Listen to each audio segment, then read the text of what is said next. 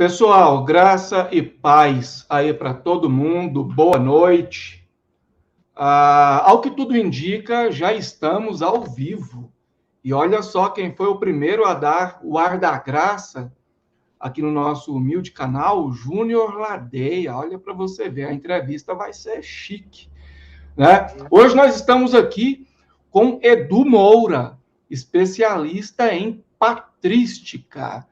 Ele nos honra aí com a sua presença e nós vamos aprender um pouco mais aí com ele, vamos tirar algumas dúvidas, perguntar algumas coisas sobre esse tema. Você que já estudou sobre a patrística, tem alguma dúvida, enfim, acompanhe aqui a nossa entrevista e eu tenho certeza absolutíssima que você vai aprender muito, tá bom? Pessoal, quem estiver assistindo aí, quiser comentar aqui no chat se está tudo ok, o áudio, o vídeo, fiquem à vontade, tá bom? Nós vamos fazer uma entrevista um pouco mais curta do que as entrevistas de costume, todavia eu tenho certeza, repito, certeza absoluta, que vocês vão aprender muito aqui nessa entrevista, tá bom? Edu, eu gostaria que você, para começar, cumprimentasse aí os inscritos, os nossos telespectadores, né, que nos honram aí com a sua audiência, e depois eu gostaria que você explicasse para eles onde está o seu canal, qual o nome, as suas redes sociais, enfim, como eles, o que eles precisam fazer para te encontrar aí, certo? É contigo. Então, a paz do Senhor Jesus Cristo a todos. Meu nome é Eduardo, o pessoal me conhece como Edu Moura, né? E assim, eu não sou nenhum especialista em patrística, né? Eu apenas sou um autodidata, né? Gosto de ler, gosto de me informar, né? A partir de curiosidades, quando eu terminei a leitura da Bíblia, eu queria saber, né, o que veio depois dos apóstolos, né? Como a igreja deu a igreja deu a continuidade, né? Então eu comecei a fazer minhas pesquisas, né? Só que assim, a gente nunca chega num grau de excelência, né? Porque quanto mais a gente estuda, mais a gente vê que tem muito a aprender, né? Então assim, são muitos séculos da história da igreja, são muitas histórias assim, na questão de doutrinas, dogmas, concílios, bispos, né? O curso de patrologia, de patrística, são cursos muito extensos, né?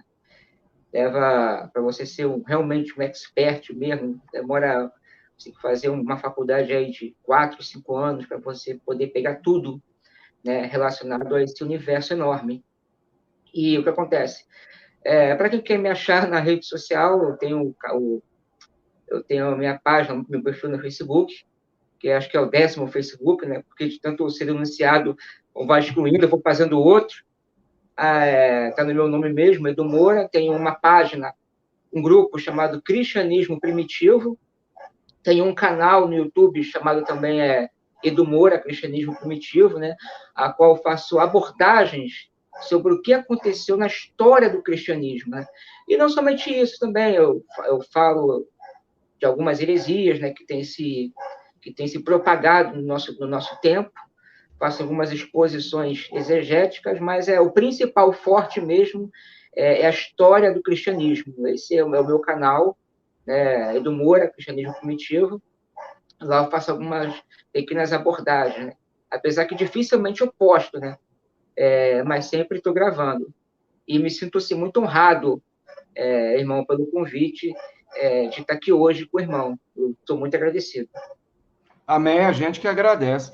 Pessoal, só para lembrar, o link do canal do Edu Moura já está aqui na descrição dessa live, desse vídeo, tá bom? Então você já pode acessar, você pode se inscrever, ok? Edu, como a gente quer fazer uma entrevista mais resumida, então eu vou partir logo para as perguntas mais quentes, mais polêmicas. É o seguinte, dentro daquilo que você já estudou sobre a patrística, Eu também já estudei um pouco aí sobre isso, tenho a minha opinião acerca do que eu vou te perguntar, mas eu quero ver, aliás, não só eu, os telespectadores também, querem ver a sua resposta quanto a isso. Existia fatalismo na época da patrística, ou pelo menos aí do quinto século para trás, fora dos maniqueístas e do Agostinho Velho, existia esse fatalismo que nós podemos observar hoje em algumas vertentes atuais do calvinismo, ou de fato esse fatalismo, o qual nós podemos observar dentro de algumas derivações calvinistas, só existiu mesmo com os maniqueístas e com o Agostinho Velho? Então, mano, não existe fatalismo na igreja primitiva, né? E nem determinismo, né? É claro que os pais da igreja eles criam na providência divina, de que tudo que acontece no cosmos está debaixo da providência divina, só que não havia um determinismo ativo, né? Como ensinam os ocasionalistas calvinistas, né? Quanto ao fatalismo, né? Na questão, assim, acredito que o Ron esteja perguntando sobre a dupla predestinação, né, que Deus predestina uns para a glória e predestina outros à perdição, isso é inexistente na história da igreja primitiva. Não existe nenhum escritor eclesiástico defendendo tal posição. Todos eles acreditavam que a predestinação era unicamente para a glória. Inácio de Antioquia, que ele foi discípulo, grandes historiadores concordam que ele foi discípulo do apóstolo João, ele fala na sua epístola aos Efésios que a igreja ela é predestinada à glória, né? E então, para Inácio de Antioquia, se você faz parte da igreja, então você é um predestinado, né? Então, a predestinação é unicamente para a glória. Não existe predestinação ao inferno, né? Todos eles defendem a predestinação. Clemente de Alexandria também, na sua obra Estromata, né, que é um conjunto ele aborda todas as coisas, muita coisa, ele também defende a predestinação, né? Todavia, não é essa predestinação fatalista que nós vemos em âmbitos calvinistas, né?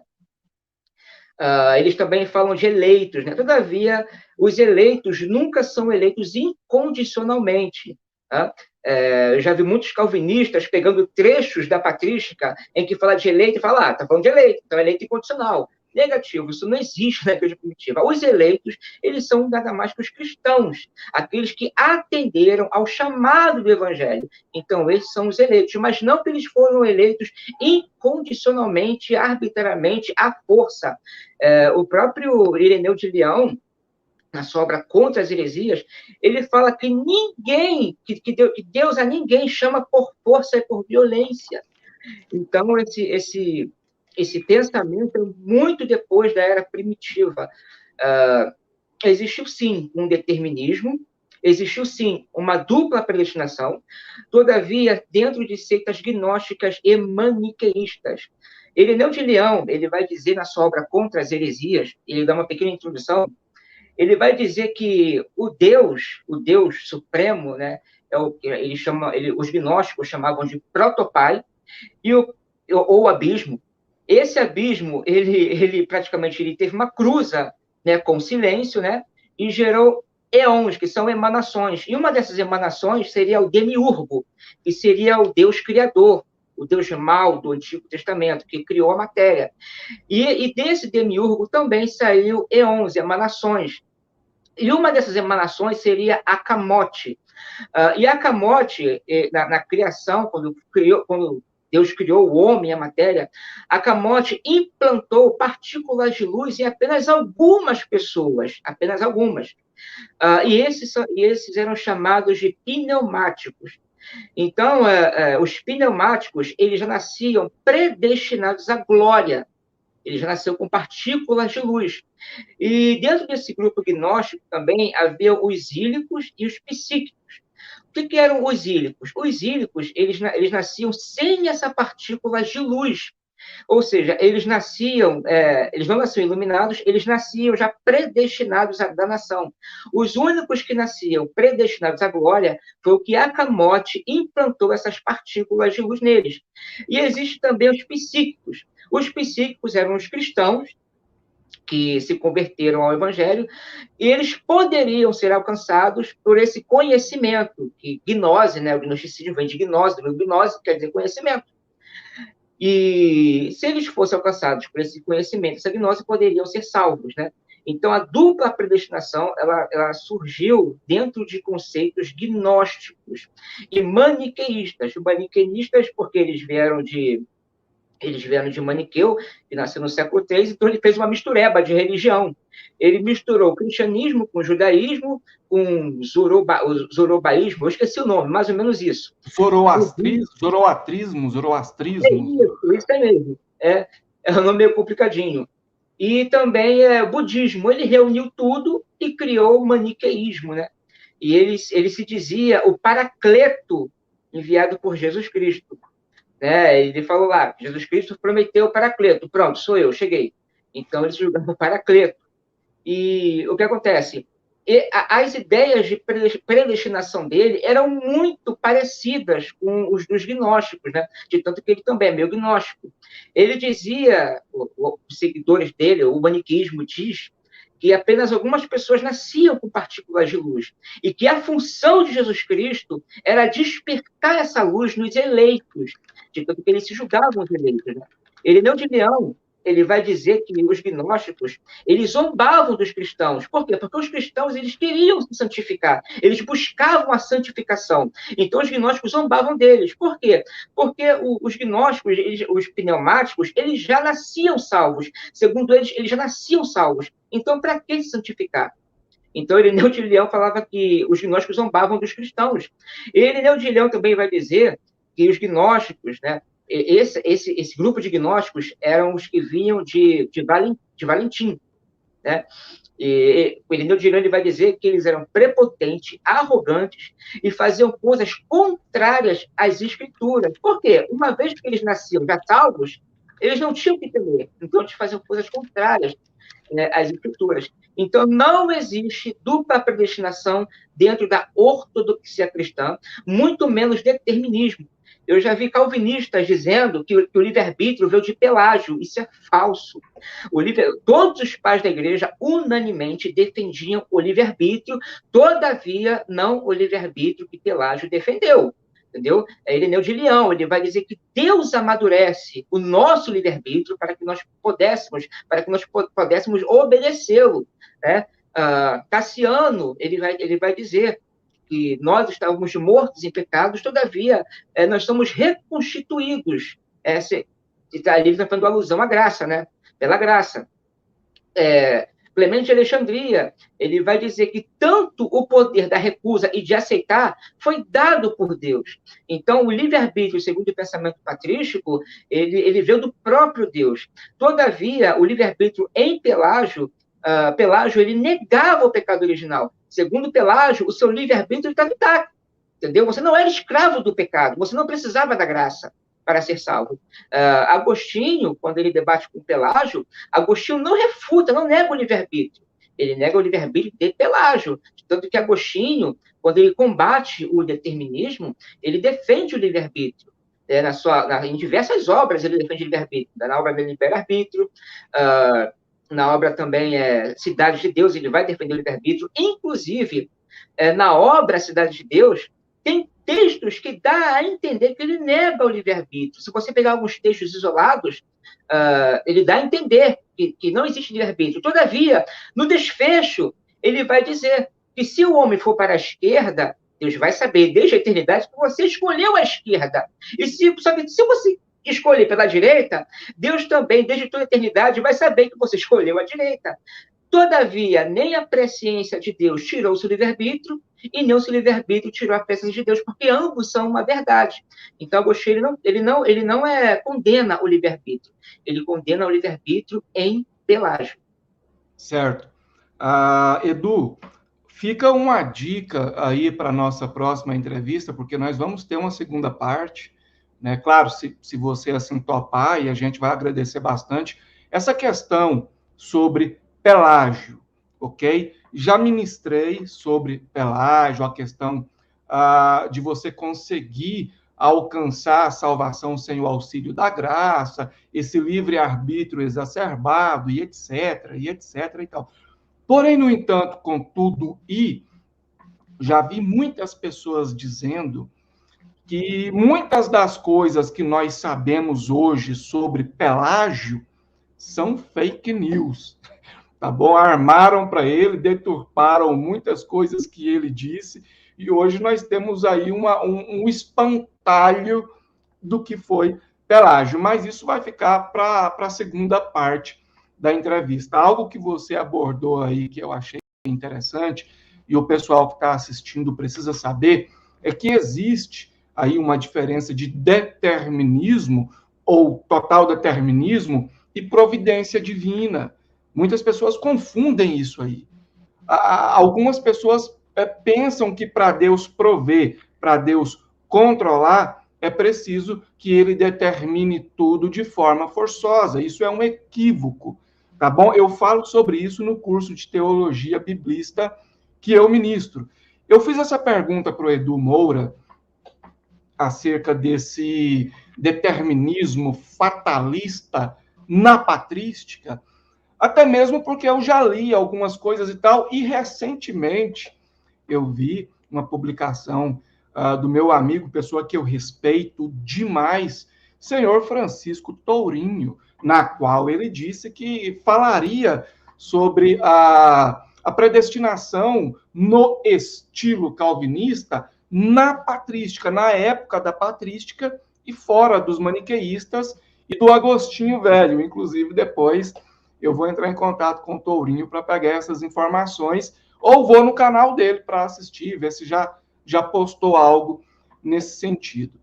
Essa dupla predestinação, a qual o Edu falou, ela foi condenada no concílio de Orange II, na cidade de Éfeso, em 529, né, obviamente depois de Cristo. Essa dupla predestinação, Edu, se for um assunto, se for uma resposta muito extensa, muito complexa, a gente pode deixar para a segunda parte.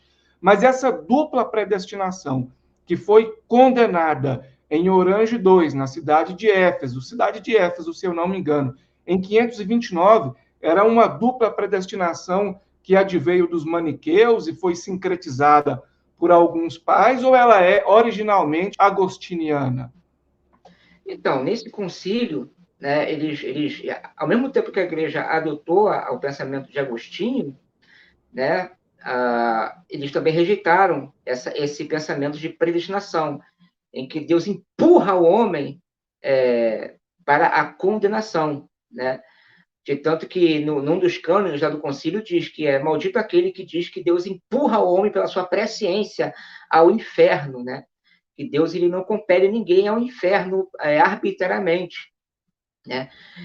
Agostinho, cara, tem pensamento de Agostinho em que ele defende uma dupla predestinação, né? E já tem outros pensamentos dele que ele vai dizer que não é que Deus ele só predestina ao céu e deixando os outros seguir o seu próprio caminho. Só que indiretamente isso é uma dupla predestinação, né? Isso aí é trocar 6 por meia dúzia, né? Uma vez que Deus só escolhe alguns para salvar, deixando os outros para a condenação por si próprios, então há uma dupla predestinação, entendeu? Só que Agostinho ele vai defender, na sua obra Predestinação dos Santos, ele vai defender a predestinação em Cristo. E Cristo ele foi o primeiro predestinado. A predestinação de Cristo é uma predestinação em excelência, né? E que a predestinação ela se dá em Cristo, que foi o primeiro predestinado, né? Então, assim, a diferença dele de muitos calvinistas, muitos calvinistas defendem uma predestinação em abstrato, né? Em que você é predestinado através de um decreto. Ou seja, uma vez que você é predestinado através de um decreto, então essa eleição ela partiu fora de Cristo, né? Não é uma eleição em Cristo. Então isso aí já cai numa heresia, né? Porque nega a expiação, né, do Senhor Jesus. Justo. Edu, eu queria perguntar para você o seguinte. Eu quero fazer uma pergunta aqui, assim, só para para a gente entrar no que eu, de fato, quero saber e quero que você explique aí para os nossos telespectadores também. Mas antes eu quero que você responda de forma rápida, por favor, de forma bastante resumida. Por que que existem tão poucos especialistas em patrística no meio protestante ou no meio não católico? Porque geralmente eu vejo especialistas mesmo, de fato, em patrística, mais no meio católico. Eu poderia citar vários nomes, nós temos aí um rapaz novo, aí, o Israel Azevedo, que é muito bom, é católico também. No meio protestante ou no meio cristão não católico, existem poucos especialistas de fato nessa área. Às vezes a gente vê entendedores, a gente vê entusiastas, mas especialistas de fato são poucos. Por que isso acontece, na sua opinião, no seu modo de ver? Então, eu acredito que as pessoas estão muito preocupadas, assim, com soteriologia, escatologia, arminianismo, calvinismo, então acaba deixando os pilares da igreja de lado, né? Por que eu falo os pilares da igreja? Porque eles foram os primeiros escritores eclesiásticos, né? Foram os primeiros sistematizadores da religião cristã. Segundo muitos historiadores, como Fernand Murat, também tem esqueci o nome desse outro também, eu esqueço o nome, eu tenho um problema de esquecer nomes, mas segundo o Fernand Murray, David Hunt também, eles vão dizer que Irineu de Leão ele foi o primeiro sistematizador da religião cristã, o primeiro a sistematizar a religião cristã, né? Então, assim, o povo está preocupado demais com arminianismo, calvinismo, soteriologia, escatologia, e acaba esquecendo os pilares da igreja, os primeiros escritores eclesiásticos, né? E que é uma parte assim de supra importância, saber quem foram os primeiros sistematizadores, né? O que eles pensaram, o que eles falaram acerca da salvação, o que eles falaram acerca do fim dos tempos, qual o pensamento deles sobre o anticristo, o pensamento deles sobre a igreja. Então, assim, eu acho isso de suma importância, né? Porque é ali que estão os pilares da igreja, os primeiros pilares da igreja. Então, de tanta pessoa focar em soteriologia, escatologia, essas coisas, acaba deixando isso de lado, né? Então, assim, no meu pensamento, eu acredito que as pessoas não dão tanta ênfase a isso porque estão preocupados com outras coisas, né? A qual pode, a qual possa gerar maior debate, né? Porque o povo quer mais isso, né? Quer debater, né? Inclusive, hoje eu estou mais tranquilo, né, quanto a isso. Eu só debato quando alguém vem me perturbar no meu perfil. Mas, assim, eu também já fui assim. Eu me preocupei demais com essa teologia, deixava de lado a história, né? Agora, depois que eu fui me aprofundar mais nos contextos históricos da igreja.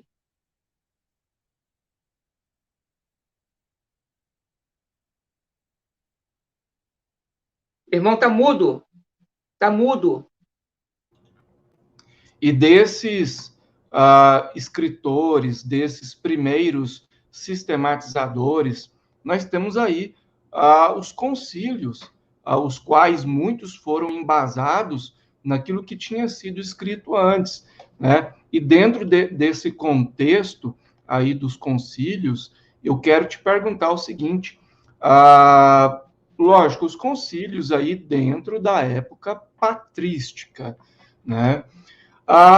As conclusões que esses concílios chegaram. Eles decidiram muitas coisas, né? As conclusões que eles chegaram devem permanecer, devem continuar, devem ser seguidas como um tipo de regra pétrea, ou você também acha que os concílios erraram a mão em algumas coisas? Fala aí para gente. Então, eu acredito que sim, alguns concílios erraram, né?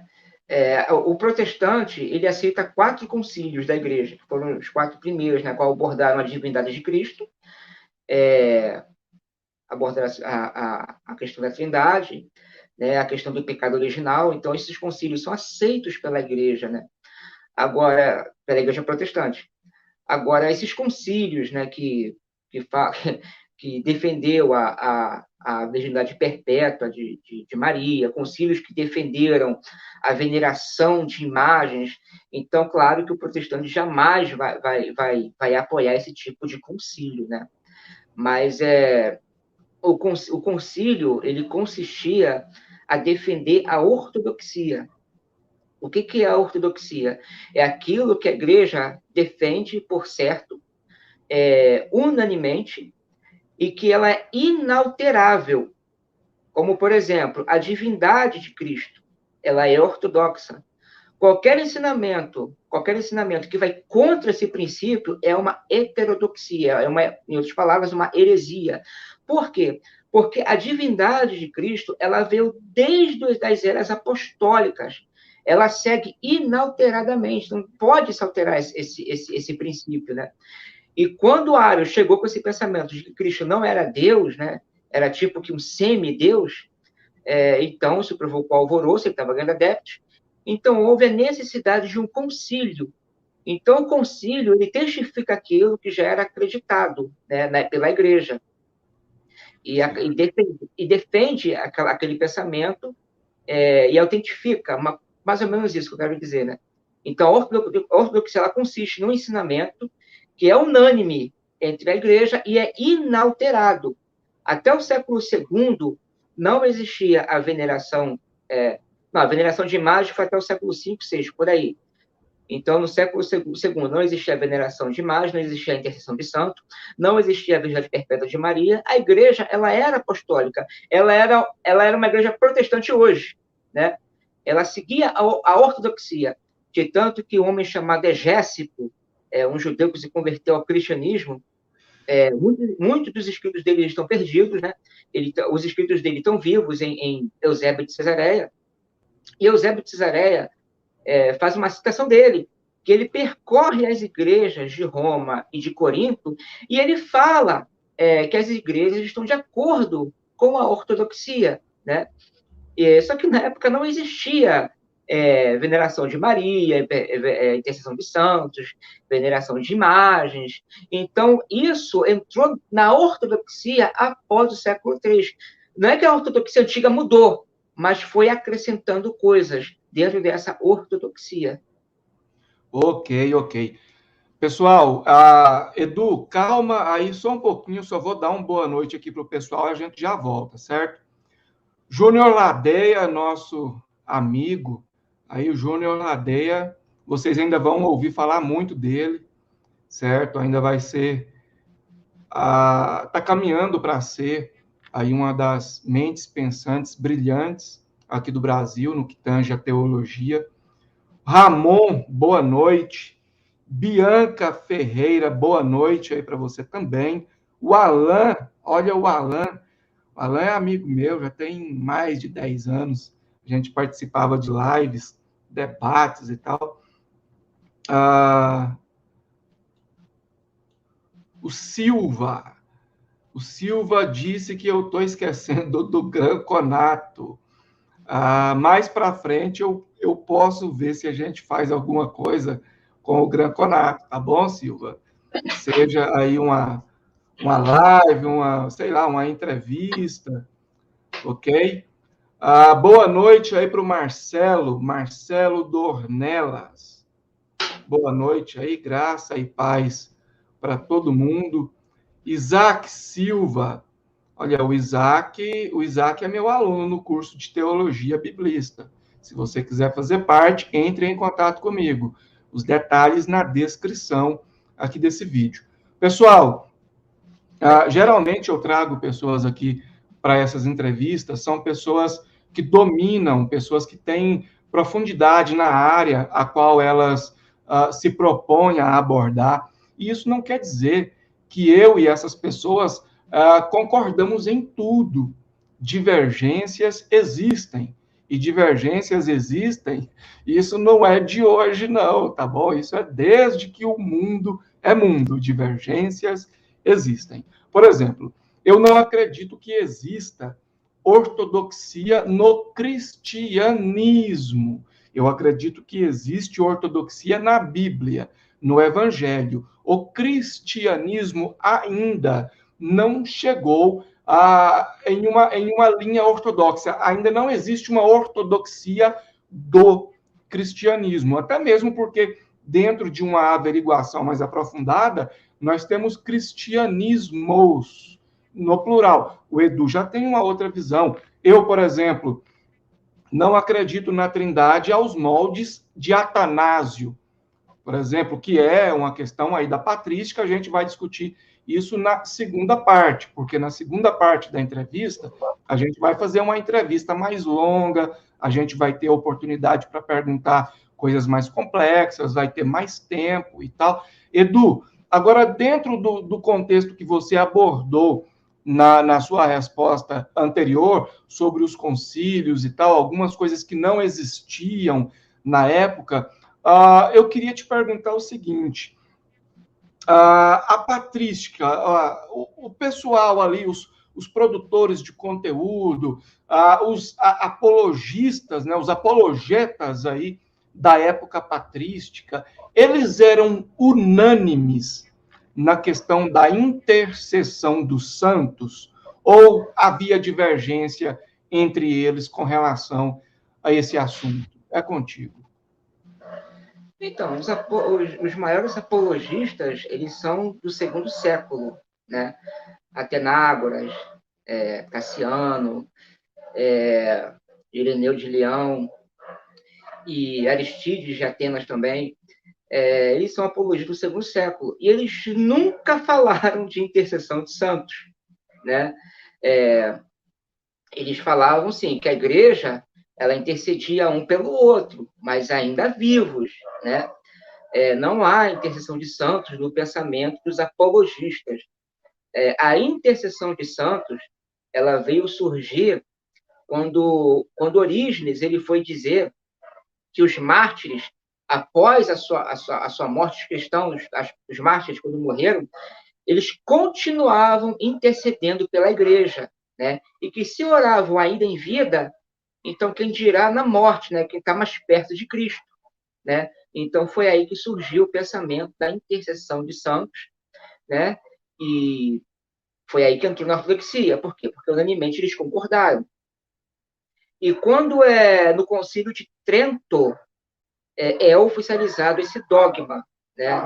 Como dogma a intercessão de santos. E no Concílio de Trento, se não me falha, acho que na seção 25, vai dizer que maldito é aquele que nega a intercessão de santos, ou que não vai aos santos para interceder. Se não me falha a memória, eu acho que é na seção 25 do Concílio, né? E eles aprovam o culto aos santos e a sua intercessão. Antes disso, não há intercessão de santos, antes do século II. Claro que a igreja, a igreja ainda vive, os santos vivos, intercediam uns pelos outros. Eu já vi um camarada, num debate com um católico, ele me veio com um texto de Clemente de Alexandria, das Estromatas, onde Clemente ele fala da intercessão dos santos, que os santos intercedem, né? E ali ele estava dizendo que ali se refere aos mártires mortos. Só que quando você lê o contexto ali, Clemente está se referindo à igreja que estava aqui na Terra, que a igreja intercede uma pela outra. Ele não está falando de mártires que intercedem. Entendeu? Então, assim, não existe a intercessão de santos do século II, anterior ao século II. Isso é um pensamento que veio do século III em diante.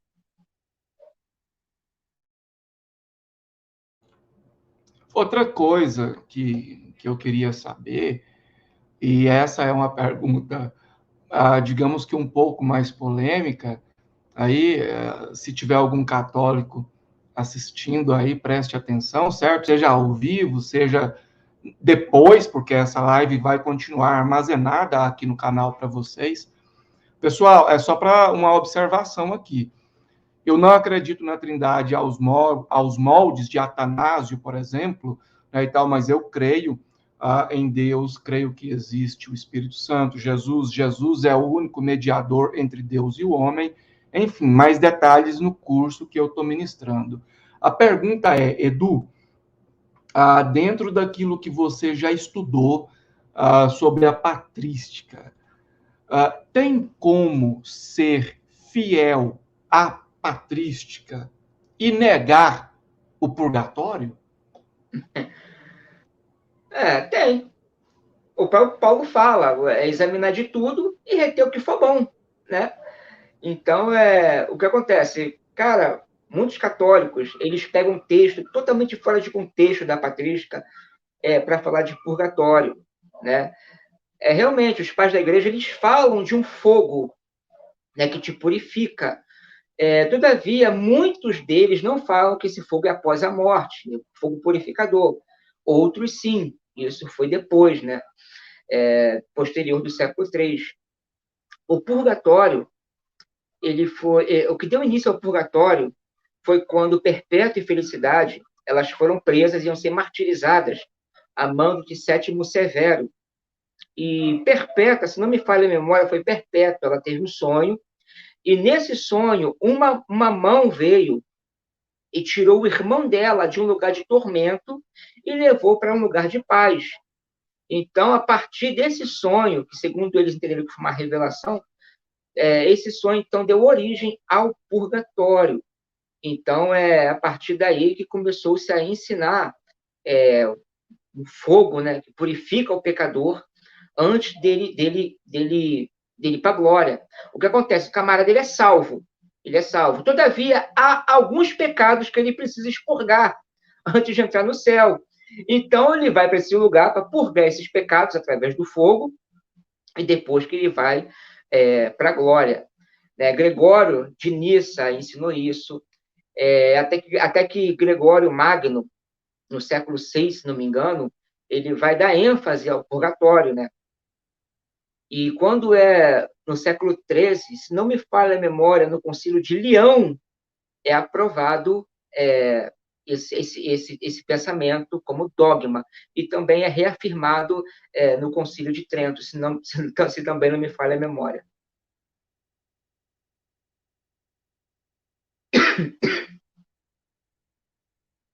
Eu não estou ouvindo nada. Inclusive, até meu menino, meu filho, entrou aqui no quarto.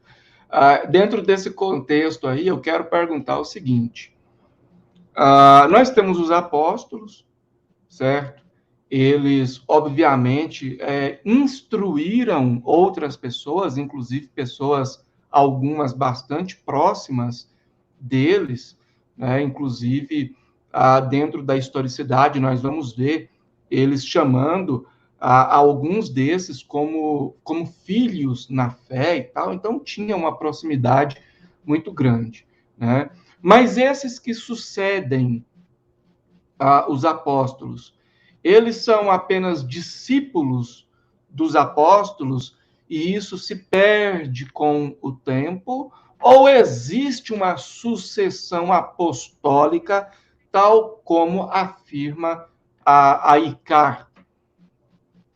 Então, os apóstolos tinham, sim, os seus discípulos, né? O discípulo de Paulo foi Timóteo, o discípulo de João foi Policarpo, uma maior figura, né, de discípulo de João foi Policarpo. Teve também, segundo alguns relatos, Papias também, né, foi discípulo de Policarpo, segundo alguns. Inácio de Antioquia também. Inclusive, alguns relatos que Policarpo ele foi eleito bispo de Esmirna pelas mãos do próprio João. Tem Clemente de Roma também, que andou com Paulo e Pedro. Então, há sim uma sucessão. Todavia, essa sucessão ela consistia no ensinamento apostólico, né? E não na pessoa em si. Quando o Ireneu de Leão ele vai falar da sucessão dos apóstolos, que os presbíteros sucederam os apóstolos, né? Ele vai dar mais ênfase não na pessoa, mas no ensinamento. Por quê? Porque havia os falsos bispos, né? Que eram os gnósticos, né? Que diziam que eles tinham a verdadeira revelação. Então, o Ireneu de Leão ele vai dizer que não. Né? Os verdadeiros sucessores são aqueles que foram deixados pelos apóstolos, né? Os bispos deixados pelos apóstolos, os presbíteros, que eles tinham a verdadeira revelação, a verdadeira palavra de salvação, né? Que era a escritura, né? Que tinha o verdadeiro ensinamento Então, a sucessão ela consistia mais no ensinamento do que na pessoa em si. Então, essa é a verdadeira sucessão dos apóstolos, daquele que tinha o ensinamento da Escritura, que eram os bispos. Mas haviam, sim, os discípulos dos apóstolos que levavam esse ensinamento, que eram responsáveis pelo ensino da igreja. Todavia, não era nem o bispo que escolhia outro bispo, né? Havia, sim, esses casos. Mas se você for ler o Didaquê vai dizer que eram as pessoas que escolhiam seus bispos. Aquele que era o mais capacitado para instruir, a população escolhia esse para ser o seu bispo. Ok.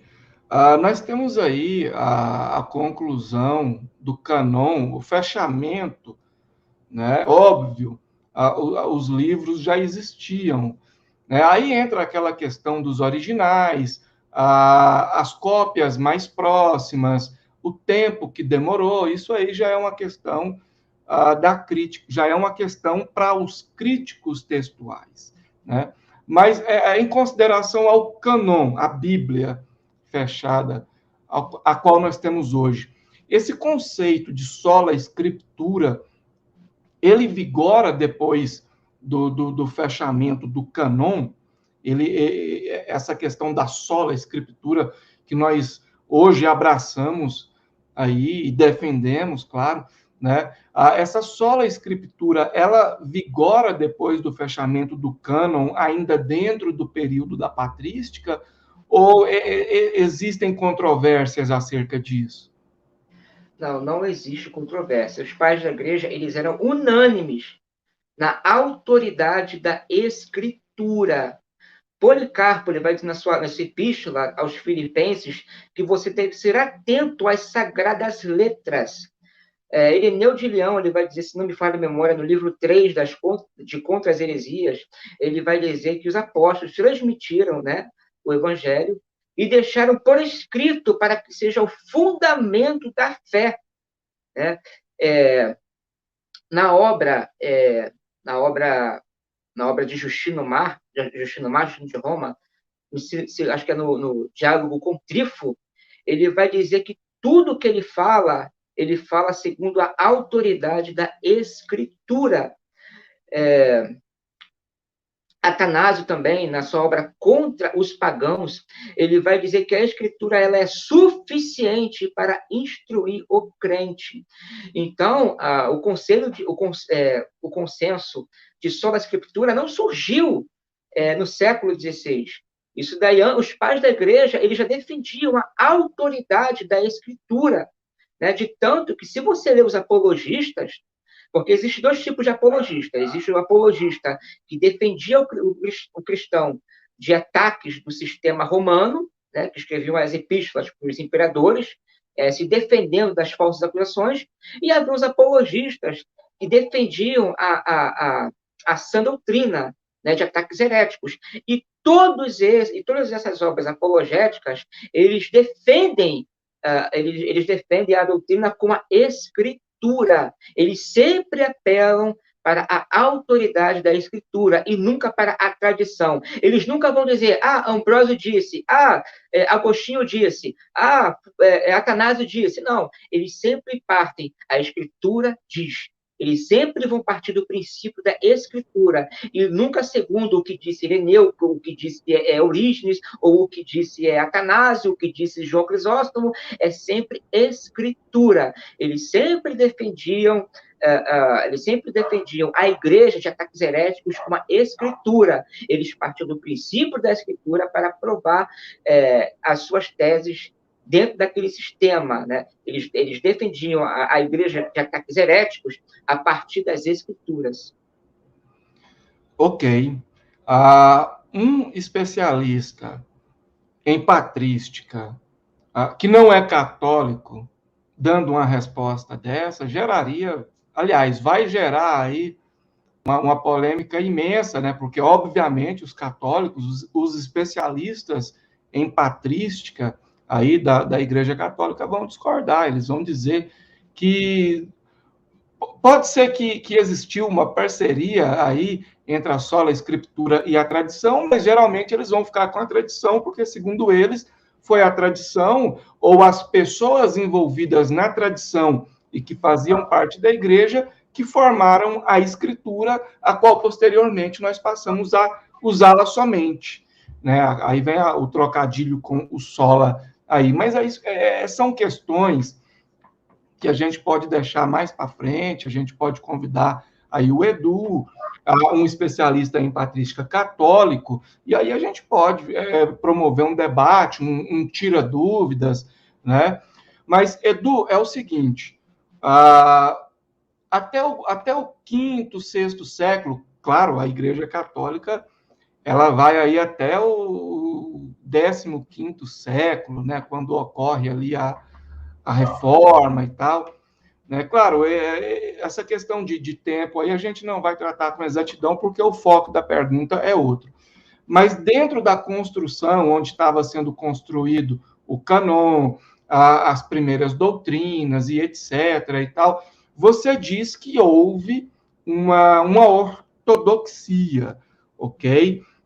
Só que, naquela época, era a Igreja Católica. Então, se a Igreja Católica decidiu e criou essa ortodoxia, a pergunta que eu te faço é se a Igreja Católica hoje é ortodoxa. E aí?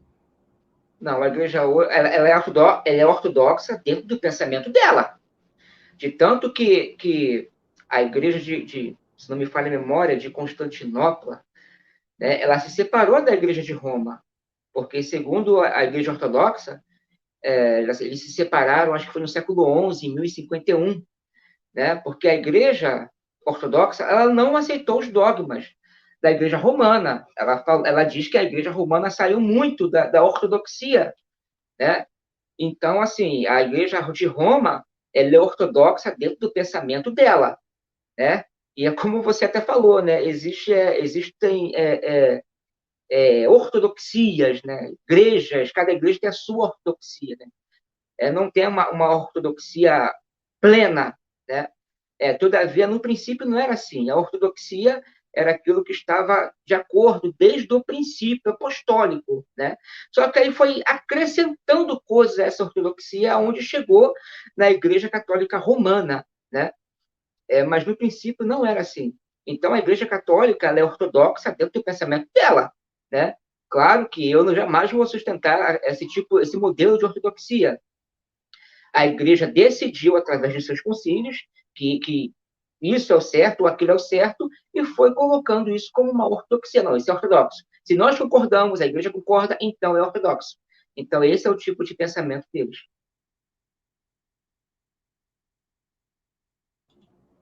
Eu já fiz um estudo apologético sobre isso, mas eu quero saber a sua opinião, os telespectadores também querem saber, inclusive acerca do que eu vou perguntar. Alguns documentários já foram lançados, né? E nós podemos ver alguns acusadores da igreja ou contraditores, né, da igreja. Ninguém é obrigado a acreditar naquilo que nós acreditamos, né? Cada um crê, enfim. Mas nós podemos observar aí nas redes sociais, em alguns documentários, alguns programas e tal, pessoas dizendo que os primeiros pais aí, esses ícones aí da patrística, eles sincretizaram muitas coisas, né? E dentre elas, eu vou citar aqui apenas duas, para a pergunta não ficar tão longa e a resposta ser mais objetiva. Eles dizem que essa questão do inferno, aos moldes de Dante, por exemplo, foi algo sincretizado de outras culturas, principalmente da cultura helênica, né, da cultura grega. Também dizem que Jesus seria uma cópia aí de outros deuses. Eles citam Mitra, se eu não me engano, que, segundo eles, teria nascido de uma virgem no dia 25 de dezembro e tal. E, cara, é complicado. O que você tem a dizer sobre isso? existiram esses sincretismos ou não? Cara, o que acontece? Justino Marte, Justino de Roma, ele faz uma abordagem tipo essa. Ele vai chegar, ele vai dizer que há semelhanças, sim, com a religião cristã tem algumas semelhanças com religiões pagãs. Todavia, ele faz a abordagem que o cristianismo é a verdadeira religião e que essas religiões copiaram do cristianismo, né? É, inclusive, inclusive Policarpo, discípulo do apóstolo João, quando ele vai ser martirizado, que ele está ali naquele diálogo, né, com o procônsul, que o procônsul ameaça ele de morte, Policarpo ele fala para o procônsul, fala, olha só, você vai me ameaçar, você está me ameaçando com fogo e vai queimar por 1 hora, né? Mas se você não se arrepender, né, você vai para um fogo que ele vai queimar eternamente. É uma coisa tipo assim que ele fala, estou parafraseando as palavras dele, não estou dizendo que ele disse isso, mas ele fala assim, de um fogo, né, do inferno para o procônsul, né? E Justino de Roma, ele fala assim, que também tem algumas semelhanças com o paganismo, a religião cristã, principalmente no que tange o inferno, né? Todavia, ele fala que a sua religião, que a religião cristã, ela é a verdadeira e não esse pensamento pagão, né? E, cara, esse negócio de que Jesus é cópia, isso aí, com certeza, cara, isso veio de desigrejado, isso aí veio de teorias de conspiração, eu venho dizer. Eu escutei até dizer que Jesus Cristo é uma invenção de Constantino no Concílio de Nicéia, né? Com certeza você também ouviu isso, né? E, cara, o que acontece? Constantino, ele não pôde declarar nada no concílio, porque só os bispos que podiam fazer decisões. Constantino apenas ele pediu esse concílio porque estava tendo problemas no império, né? Então ele pediu esse concílio, mas Constantino ele não pôde decidir nada, até porque na época ele era um catecúmeno, né? Ele não podia fazer decisões, né? E a gente vê nos indícios históricos que Jesus existiu muito antes do Concílio de Nicéia. Não só os pais da igreja vão falar de Jesus, mas também escritores seculares, historiadores seculares falam da pessoa de Jesus. Tácito, o historiador Tácito, fala da pessoa de Jesus. Plínio, o jovem, fala da pessoa de Jesus. Flávio Joséfo, o historiador judeu, fala da pessoa de Jesus. Então, assim, há muitos indícios históricos, porque escritos cristãos podem até dizer, não, sofreu influência da religião, tal. Só que há registros também seculares, entendeu? Que falam da pessoa bendita de Jesus Cristo. Então, não tem como dizer que foi Constantino que inventou Jesus, porque há indícios históricos, tanto seculares como os cristãos, antes do século IV, que falam da pessoa de Cristo. Né? Então, isso aí são teorias conspiracionistas, né? São pessoas que desconhecem a história e, por desconhecer a história, criam sofismas e colocam isso como uma verdade absoluta. Pessoal, sobre os desigrejados que o Edu Moura citou aí, eu não generalizo, ele também não generaliza, já conversei sobre isso com ele, já vi postagens dele acerca disso. Eu costumo usar o termo não denominacionados, ok?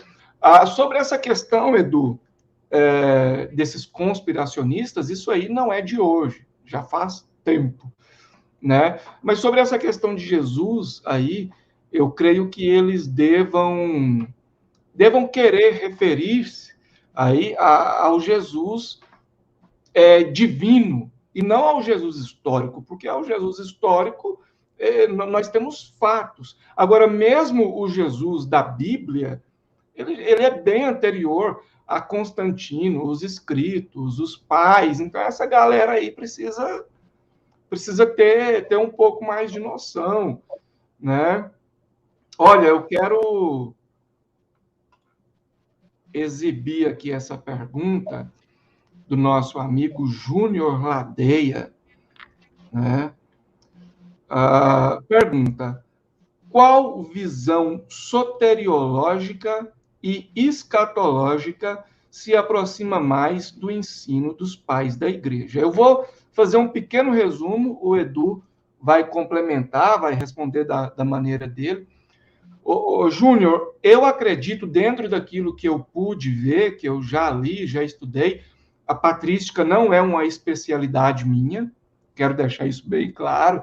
Para isso, nós temos aí o Edu Moura, o Israel Azevedo e outros, né? Mas eu acredito que a visão soteriológica era bastante semelhante ao que veio a ser o tomismo posteriormente, na época da escolástica. Né? É uma visão que eu tenho aí, a gente pode ver algumas semelhanças. Né? A questão escatológica, eu entendo que os pais da igreja, eles eram intratribulacionais, pelo menos a visão majoritária. Não era pré, de forma alguma. Então, eles acreditavam nesse lance intratribulacional. Para eles, a tribulação já era presente. Então, consequentemente, isso desemboca em pós-tribulacionismo. Mas isso é uma consequência, é uma implicação lógica. Porque o fato em si é que eles, pelo menos dentro de uma visão majoritária, eram intratribulacionais. Edu, a pergunta do Júnior agora você responde aí de uma forma bastante resumida, qual visão soteriológica e escatológica se aproxima mais do ensino dos pais da igreja? É contigo, Edu. Então, todos os pais da igreja, unanimemente, é como o senhor falou, Tomás de Aquino, ele é católico e ele segue aquele pensamento católico antigo, fazendo algumas correções, né? Inclusive, ele corrige bastante Orígenes, ele corrige bastante Agostinho, né? Muitas das vezes também ele apoia as palavras de Agostinho, outras vezes corrige também, faz muita correção em Orígenes, corrige demais Orígenes em algumas questões. E o pensamento dos pais da igreja é que você era salvo, era eleito, né, segundo a presciência de Deus, né? Não era uma eleição incondicional. Deus ele te elegia segundo a sua presciência. Aqueles que atendiam ao chamado do Evangelho, que corresponderiam positivamente ao chamado do Evangelho, esses eram os eleitos de Deus, né? João Crisóstomo, acho que é numa de suas homilias, ele vai dizer, é um comentário de Paulo, ele vai dizer que as palavras de Paulo parecem dar ênfase a uma eleição por sorte, né? Porque você é eleito escolhido por sorte. Ele diz que parece que seja dessa forma. Só que ele fala que, todavia, né, essa eleição não é por sorte, né? É aqueles a que atenderam, né, ao chamado do Evangelho, aqueles que corresponderam, né? De tanto que no final, no desfecho, ele fala que a presciência de Deus é algo maravilhoso, né? Temos também Clemente de Alexandria também, quando ele fala de salvação, né? Ele emboça também a presciência de Deus, né? Que Deus elege segundo a sua presciência. Deus predestina aqueles que corresponderam positivamente ao chamado. Havia também um sinergismo na igreja primitiva, né? Mesmo com o seu pouco conhecimento que você falou que tem, você deve saber disso. Havia um sinergismo na igreja primitiva, onde a graça de Deus cooperava, né, com o homem, né? Deus ele dava a sua graça e o homem correspondia positivamente, de tanto que Ireneu de Leão, como eu falei anteriormente, né, ele vai dizer que Deus ele amadurece o nosso livre-arbítrio para que nós pudéssemos atender a essa salvação, né? Ou seja, é Deus que vai ao homem primeiro, amadurece o seu livre-arbítrio para que o homem possa ouvir e obedecer, né? Orígenes também, ele vai dizer que o homem ele é salvo segundo a presciência de Deus, né? Agostinho, nos primeiros... Agostinho, primeiro, ele dá a entender, ele tem uma de suas primeiras obras, é um tratado aos romanos, eu até tenho essa obra aqui, ele dá a entender que a fé vem do homem, né, para ser salvo. De tanto que ele fala que a fé vem do homem e o salvar vem de Deus, né? Ele até fala isso. Só que depois, na obra Retratações, ele se retrata, dizendo que a fé ela é um dom de Deus. Ela não parte do homem, mas ela é um dom de Deus. Na obra Retratações, ele dá essa correção, né? E na obra Retratações também ele vai dizer que o homem é eleito segundo a presciência de Deus, né? É aquele que atendeu positivamente a esse chamado. Então, não existe eleição incondicional na patrística, né? A soteriologia, ela consiste ela consiste na salvação segundo a presciência. Isso é unânime entre todos os pais da igreja. Ambrósio, ele vai defender uma eleição segundo a presciência. Agostinho, né, antes do século V, ele vai defender uma eleição segundo a presciência. Orígenes vai defender isso. Ireneu de Leão, ele vai defender isso. Grandes nomes da patrística, todos eles vão defender a eleição segundo a presciência de Deus, né? Inclusive, Clemente de Alexandria também ele vai defender isso. Não há eleição sem a presciência divina. Esse era o pensamento soteriológico da patrística, né? E quanto à escatologia, cachorro. E quanto à escatologia, como você falou, muitos pais da igreja acreditavam que já estavam na tribulação por causa da perseguição da época. Isso você tem toda a razão. De tanto que lá no Didaquê, se não me falha a memória, eu acho que é no capítulo 16 da Didaquê. Né? Para quem não sabe, a Didaquê foi um dos primeiros documentos catequéticos da igreja, desde a década do século I até o século II. E na Didaquê vai dizer que haverá uma prova de fogo e que todos os cristãos vão passar por essa prova de fogo. Todo cristão vai passar por essa tribulação. Então, o pensamento deles era um pós-tribulacionista, né? Ou intra-tribulacionista, que já estavam na tribulação. Inclusive, os primeiros cristãos, logo no século I, eles vão defender que já estavam na tribulação. Por quê? Porque, para eles, Nero era o anticristo. Então, por Nero ser o anticristo, então Jesus já está vindo, Jesus já está a caminho, né? Porque primeiro vai vir o anticristo, implantar o seu reino, e depois vem a tribulação. E como para eles Nero já era o anticristo, então já estava na tribulação. De tanto que Efraim, o sírio, né, numa obra do século IV, quando cessa as perseguições, ele vai dizer assim, agora só falta Cristo regressar. Entendeu? Então, o pensamento deles é pós-tribulacionista. Primeiro vai surgir o anticristo, a igreja passa pela tribulação, e após essa tribulação que Cristo vem. Então, todo o pensamento escatológico dele é pós-tribulacionista. Alguns pré-tribulacionistas, eles vão pegar textos isolados da patrística e vão dizer que para tentar dar apoio ao pré-tribulacionismo, né? Que a igreja vai se arrebatar assim, num piscar de olhos, né? Que a igreja vai subir. Só que esse pensamento, né, eles pensavam que a igreja iria subir naquele contexto, porque eles acreditavam que já estavam na tribulação, entendeu? Então, eles achavam que Cristo ia vir ou subir.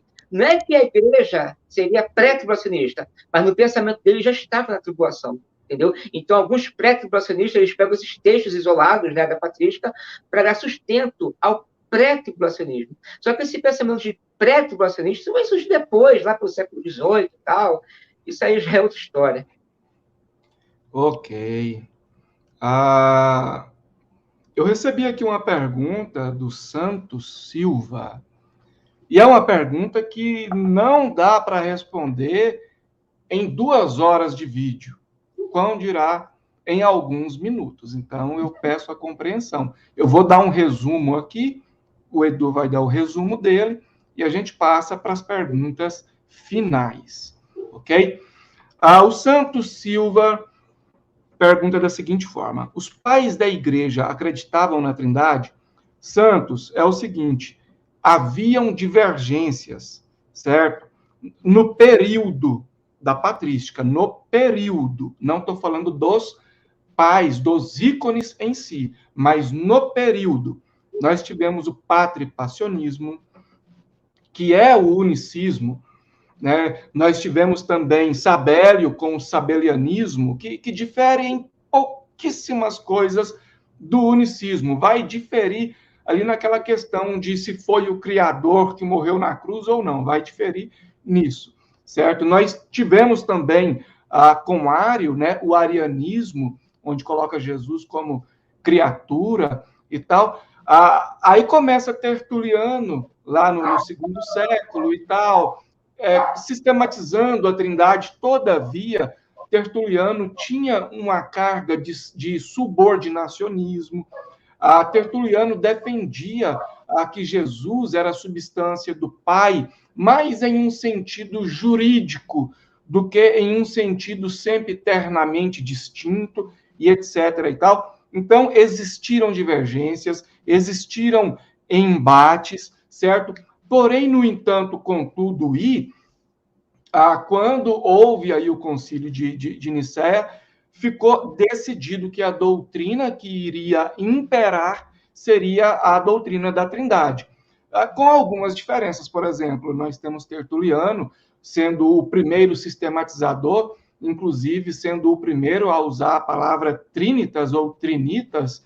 Todavia, se Tertuliano estivesse ali naquele concílio, ele seria classificado como herege, mas isso fica para depois, os detalhes vão ficar para depois. Inclusive, nesse exato momento, os alunos do curso que eu estou ministrando estão recebendo materiais produzidos por mim acerca da Trindade. Então, no concílio, nós temos aí essa decisão de que a doutrina que passaria a imperar, de fato, oficialmente seria a doutrina da Trindade, e essa Trindade aos moldes do credo de Atanásio. Agora, se o credo de Atanásio é uma pseudoepígrafe ou algo nesse sentido, fica para depois também. Então, esse é o meu resumo. Edu Moura, o Santos Silva, pergunta: os pais da igreja acreditavam na Trindade? Agora é o seu resumo para a gente passar para as perguntas finais. É contigo. Então, todos os pais da igreja acreditavam na Trindade. Só que o termo trinitas, veio surgir no século II com Tertuliano, né? O nome não existia antes, mas existia o conceito. O conceito Trindade existia, só não existia o nome, a nomenclatura. De tanto que Clemente de Roma, ele vai citar, né, o Pai, o Filho e o Espírito Santo como pessoas distintas uma da outra, né? Tertuliano ele foi o primeiro a chamar esses seres distintos um do outro de pessoas da Trindade, né? Ele foi o primeiro a dizer isso. Todos eles acreditavam na Trindade. Todavia, como o irmão falou, os conceitos, né, o pensamento era diferente. Eles divergiam nesse pensamento, né? Mas o conceito Trindade existia, o Pai, o Filho e o Espírito Santo, com pessoas distintas uma da outra, né? De tanto que realmente, né, no concílio de Nicéia, o Tertuliano ele seria chamado de herege, né? Que ele fez tipo uma subordinação, né? O Espírito Santo seria subordinado ao Filho e o Filho subordinado ao Pai. Ele fez tipo uma hierarquia, uma subordinação na Trindade. Já Atanásio ele colocou tudo, né? Tudo alinhado, né? Então assim, cada um acreditava de uma forma, né? De como funcionava. Todavia todos eles acreditavam na Trindade. Só que o ensinamento doutrinário já divergia em alguns pontos, né? Como, por exemplo, o pastor Hermas, ele vai dizer que chegou um tempo que Jesus não existia, só existia o Pai e o Espírito Santo, entendeu? Outros já vão dizer que o Espírito Santo veio depois, tal. Então, o que acontece? Havia essa divergência, mas todos eles acreditavam na Trindade, isso era unânime, tá? No Concílio de Nicéia foi decidido a divindade de Cristo, né, oficializada a divindade de Cristo, com o credo niceno, só que não foi decidido nada de Trindade, a Trindade está no credo niceno, né, de Atanásio, só que eles não decidiram nada da Trindade. A decisão, o que concerne a Trindade, ela foi debatida, se não me falha a memória, no Concílio de Constantinopla, em 381, onde foi definido a Trindade como dogma, onde foi debatidas as questões da Trindade, tá? Só que havia algumas divergências aí em questão da Trindade, realmente, isso aí o professor está certo. Pessoal, principalmente aí o Santos, né? Obrigado aí pelo superchat, ok? Essa questão da Trindade é algo que vem sido debatida há séculos e séculos e séculos. Então, peço a compreensão de vocês, porque, obviamente, nós eu e o Edu, nós não vamos conseguir exaurir isso aqui em poucos minutos. Aqui nós temos o comentário do Leandro Cerqueira. O Leandro Cerqueira está lá no nosso grupo, né? Teologia, Grego e Filosofia. Júnior Ladeia e Leandro Bezerra estão concorrendo para ver quem assumirá a cadeira de São Tomás de Aquino. Rapaz, os caras é brabo, hein? Brabíssimo. O professor Leandro Bezerra vai estar aqui no canal, tá bom? O Júnior também, como eu disse, está caminhando aí para ser uma das grandes mentes brilhantes da teologia aqui no Brasil. E a gente fica feliz, né, cara? Porque quando a gente cansar e pendurar a chuteira, a gente sabe que tem uma galera nova chegando aí com força e para superar também, para gerar progresso nisso, né? É muito bom. Edu, manda um abraço aí para o seu primo. Acho que é seu primo que está assistindo. Olha aí no comentário. Você consegue visualizar aí?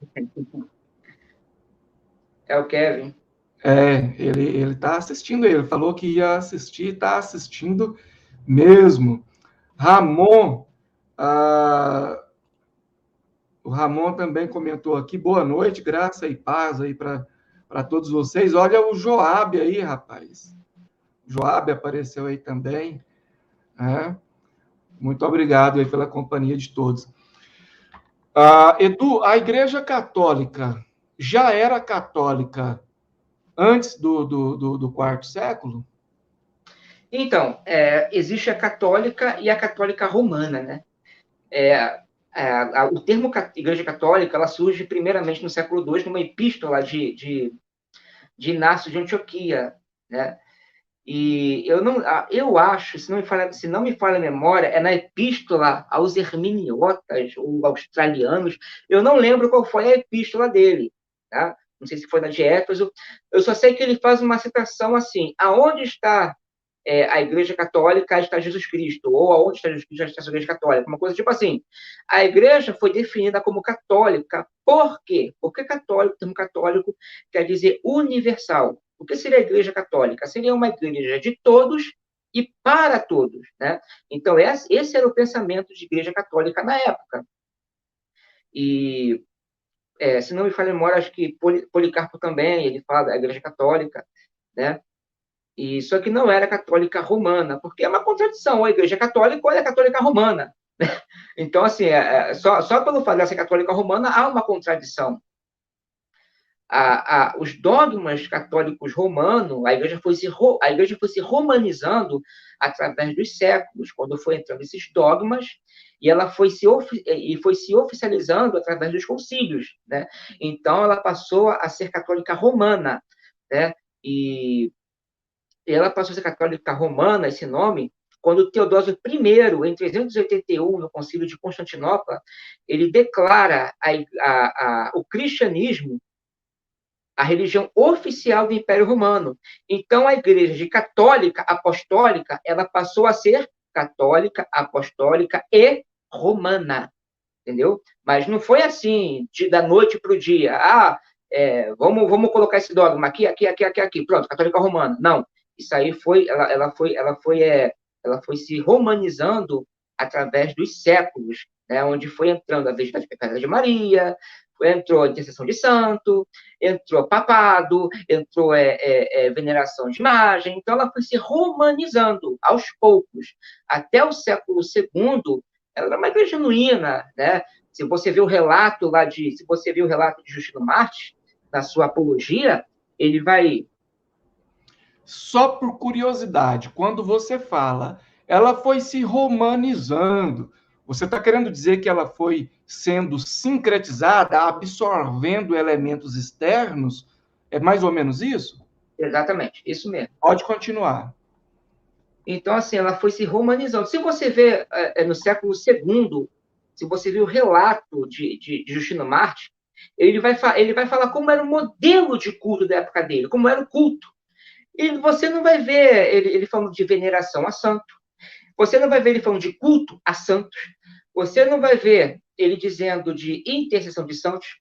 Você não vai ver ele falar de acender velhinha para a imagem. Você não vê nada disso. É um culto onde os cristãos se reuniam, havia louvor, adoração e a pregação, exposição da palavra. Ele vai falar das ofertas também, ele vai dizer que o bispo dele pegava as ofertas e distribuía para os irmãos mais necessitados, né? Então, assim, ele vai dizer, ele fala de um culto simples, de uma reunião simples, sem essas parafernálias que existem hoje em dia dentro da Igreja Católica Romana, sem culto a santos, sem culto a mortos, sem nada disso. Era um culto a Deus, adoração a Deus, e havia o ensinamento da palavra de Deus. Então, assim, não existia essas parafernálias até o século II, só que ela foi sincretizando através dos séculos e se formou a Igreja Católica Apostólica Romana. Ok, ok. Edu, essa é a penúltima pergunta. É o seguinte, nós já falamos aqui na live, na transmissão, acerca... Inclusive, a Calvino fala também, né, que dentre os pais da igreja, apenas o Agostinho Velho concordaria com ele. Eu estou parafraseando também, tá? O Calvino vai falar isso, né? Dentro desse escopo aí, óbvio, na sua opinião, não estou aqui para debater com você, eu quero saber a sua opinião. O calvinismo, no caso, ele seria uma doutrina sola escriturística, dentro daquilo que você pode observar, em se levando em conta que o calvinismo ele bebe de Agostinho, sua fase velha determinista, bebeu dos maniqueus e etc. e tal. Atualmente, hoje, o calvinismo, dentro daquilo que você enxerga, pode ser chamado de uma doutrina ou existe fundamentos, ele consegue se firmar na sola escritura? Então, eu não creio, uma opinião particular minha, ok? Particular minha. Eu não creio que o calvinismo ele na teoria. Na teoria tudo é bonitinho, né? Mas na prática não é. Primeiro porque o calvinismo nega os dons espirituais, né? E não existe nenhum trecho na Bíblia dizendo que os dons cessaram na era apostólica, muito pelo contrário. Paulo exorta a igreja a buscar os dons. E há relatos, inúmeros relatos da patrística no exercício dos dons após a era apostólica. Então, assim, eles não são só a escritura, porque não existe nenhum dado bíblico que sustente o cessamento dos dons, né, que os dons iriam cessar na era apostólica, né? E para eles sustentar muita coisa da sua teologia, eles têm que fazer um malabarismo enorme. Por exemplo, eles vão dizer que não existe ninguém que possa resistir à graça de Deus. Cara, o jovem rico resistiu a Cristo. E Cristo chamou ele, vem me siga, eu te amo, sabe? E ele resistiu a Cristo. Lá em Atos 7, 51, fala que os judeus resistiram a Deus. Então, como é que a graça é irresistível? Sabe? Se há inúmeros textos, tanto do Antigo Testamento, que vai dizer que os judeus resistiram a Deus, no Novo Testamento, os judeus resistiram a Cristo. Após a ascensão de Cristo, na era apostólica, muitos resistiram ao Evangelho. Então, para o calvinista sustentar a sua teologia, ele tem que fazer um enorme malabarismo, né? Porque muita coisa não tem na Escritura que eles têm que buscar, têm que forçar textos bíblicos fora de contexto para, assim, criar suas teses. Né? Como eu acabei de falar agora, na questão da graça irresistível. Sabe? Você não vê em parte nenhuma da Bíblia falando de uma graça irresistível. Pelo contrário, você vê textos e mais textos e mais textos de judeus resistindo a Deus. Deus mandando fazer uma coisa, eles desobedeciam e faziam o que eles queriam. E Deus repreendia eles por isso. Né? Então, não existe graça irresistível na Escritura. Né? Como também não existe expiação limitada, né? Por que eles falam de expiação limitada? Porque eles vão pegar textos na Bíblia em que Cristo fala que veio pelas ovelhas, pela igreja, só que eles não vão ver, eles pulam os textos que Cristo fala que veio pelos ímpios, pelos pecadores, pelos transgressores, entendeu? Existe alguém que não pecou para que Cristo não tenha morrido por ele? Cristo lhe fala, veio para pecadores, todo mundo pecou, entendeu? Então, como assim a expiação é limitada, Se o próprio Cristo fala que veio por pecadores, existe alguém que não pecou para que Cristo não tenha vindo por ele? Então, assim, para o camarada sustentar essa teologia, ele tem que fazer um malabarismo enorme para, assim, ele poder dar crédito à sua teologia. Ok. Olha, eu não generalizo os calvinistas, eu não sei se todos eles são cessacionistas, mas até onde eu posso observar, ainda não vi nenhum que acreditam nos dons sobrenaturais, tal como existiam no meio dos cristãos primitivos. Eles vão usar, ali, com todo respeito às pessoas que são calvinistas, eu falo contra a doutrina, não contra as pessoas. Eles vão usar, por exemplo, a carta de Paulo a Coríntios, né, onde o apóstolo Paulo diz assim: então, quando vier aquele que é perfeito, eles vão dizer que esse que é perfeito seria o cânon fechado. Só que não tem embasamento. O próprio apóstolo Paulo diz assim: então o verei face a face. Será que o apóstolo Paulo viu o cânon face a face? O texto também diz: então a ciência cessará. Será que a ciência cessou depois que o cânon foi formado? Então não existe base para o cessacionismo. Eu estou resumindo, tal como o Edu também resumiu aí. Tem muitas pessoas fazendo perguntas aqui. Eu quero bem-vindo aí ao Wellington Vital, né? Pessoal que está chegando aí agora, fazendo perguntas, né? Eu quero colocar a última pergunta aí na tela para o Edu responder e a gente vai finalizar. A pergunta do nosso irmão Júnior Ladeia é a seguinte: a doutrina Theotokos ou Theótokos, não sou especialista na pronúncia, Maria, Mãe de Deus, né? E a Imaculada Conceição foi unânime entre os pais da igreja ou não? É contigo, Edu? Então, a questão da mariologia na patrística, né, eles defendiam, sim, que Maria era a mãe de Deus, uma vez que, no pensamento deles, Jesus é Deus e Maria seria sua mãe, então Maria era a mãe de Deus, né? E muitas dessas doutrinas usavam muito esse pensamento de Maria, mãe de Deus, para refutar os hereges, né? Que diziam que eles diziam que Deus não pode ser matéria, né? Que não pode ser matéria, porque Deus é um ser puro e a matéria é ser má, então Deus não pode ser matéria. E que Deus não podia ser nascido, né? Então, eles usavam esse termo de Maria, a mãe de Deus, né? Para refutar esse pensamento gnóstico, né? Então, Irineu de Leão ele vai trabalhar muito nisso, né? Que Maria foi a mãe de Deus, que Cristo ele nasceu de uma forma virginal, de uma forma natural, para refutar os gnósticos que dizendo que Jesus não podia, que o Cristo não podia ser nascido, né? De uma forma virginal, né? E refutar também os ebionitas, né? Que alegavam que Maria que Jesus era o fruto de um relacionamento com José, né? Então, assim, então eles trabalham muito nisso. Muita coisa de mariologia foi para refutar o pensamento dos hereges, né? Não foi nem para dar ênfase a Maria, foi mais para refutar os hereges. Muito bom. Nós temos aqui pessoas fazendo novas perguntas, pessoas chegando agora. Eu quero agradecer a cada um de vocês pela companhia, quero agradecer a cada um de vocês pelas perguntas, pelos likes, compartilhamentos, tá bom?